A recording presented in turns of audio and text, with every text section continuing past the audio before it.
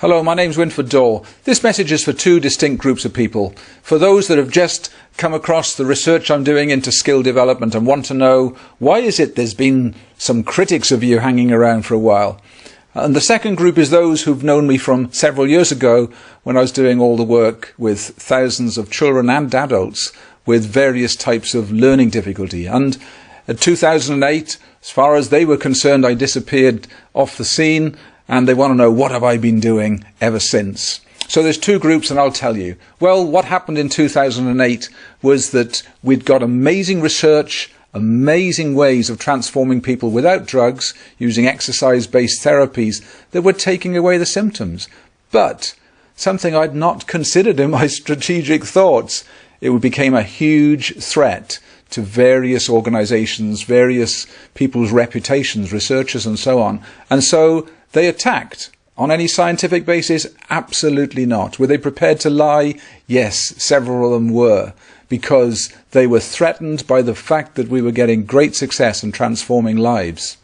So what's happened since? Well, in 2008, the attacks were so great that new people who had not tried it became very wary about trying it. All those that had tried it, thrilled, excited, and many of them keep in touch to this day, and thank you for that.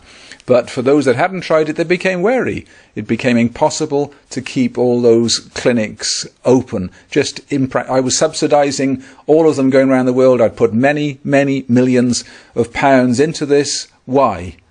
Why did I do it? Because I had a daughter that attempted suicide. She'd suffered very, very badly with learning difficulties. Amazing girl, wonderful teachers, but could not learn basic skills at that time. So I talked to researchers about what was going on in the brain, and they gave me all sorts of clues and insights and possibilities, and we applied it, and you know what? We found it worked beautifully and brilliantly, gave her hope, gave her skills, basic fundamental skills that changed her life. So we made that available through clinics around the world, and we changed many thousands of lives in that process. But when the critics came along, I could no longer subsidize those courses to the extent they needed. I couldn't keep the clinics opened. And so it broke my heart, but many of them had to close. Then some guys came along from London, and they said, we'll take over the clinics that you've got because we want to keep it going. And that was a great gesture of them. I was so ill. I was so exhausted from having pursued my life purpose because my pursuit of helping my daughter had become so important to me. I'd been a businessman for many years. I'd been very successful. So I'd got, assets that I could put into this project to put something back. Helped Susie, helped thousands of others, but it drained me. So I was so ill, I was so mentally and physically drained, I took 18 months off. Then one day I woke up and realized I don't really believe that all of these people that have been labelled with such negative things really should be left like that, because they've got huge potential. And we started working on an app. I didn't want clinics anymore. I wanted an app that was all about skill development, bringing out the potential of children with autism, or children that couldn't read or write or concentrate. They'd got skills hidden there. In fact, many of them were brighter than the average. So I realized that it was my job to come up with something that was all about skill development, that was very accessible, very affordable to all. So guess what? I put a few more million into that project this last few years, and enjoying it so much. We had our first world champion last year, and we've had countless stories of children along the way and adults whose lives have been transformed. So that's what I'm up to now.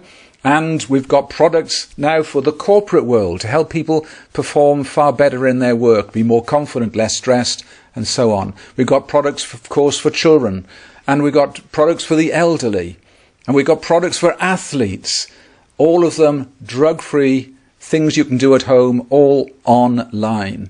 And so that's an exciting phase. But something else has happened in my personal life, and that is at the end of last year I met my soulmate. Ninko Muditsen is her name, and when I met her, she's from Denmark, when I met her, I realized that her life story was so parallel to mine. She'd had a child with serious autism, And when he's a young boy, the authorities wanted to lock him up and said, look, just lock him up, put him away. And she said, I can't do that. And she toured the world looking for nutritionalists, looking for doctors who understood how to detox. And she came up with some programs. And guess what? She transformed her son's life.